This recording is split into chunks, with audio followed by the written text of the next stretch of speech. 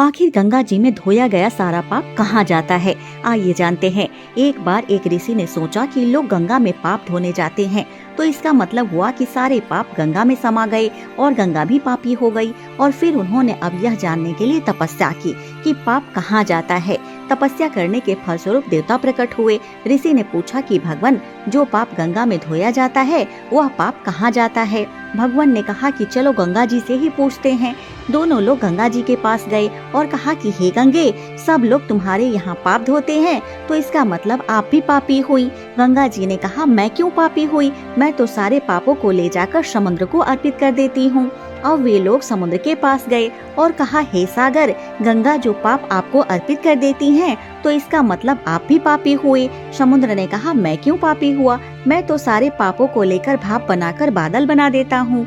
अब वे लोग बादल के पास गए और कहा कि हे बादल, समुद्र जो पापों को भाप बनाकर बादल बना देते हैं, तो इसका मतलब आप पापी हुए।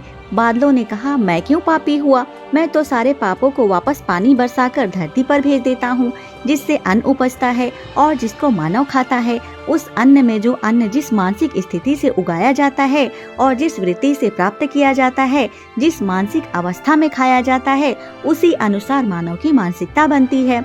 इसीलिए कहते हैं, जैसा खाए अन्न वैसा बनता मन। अन्न को जिस वृत्ति यानी कमाई से प्राप्त किया जाता है और जिस मानसिक अवस्था में खाया जाता है, वैसे ही विचार मानव के बन जाते हैं।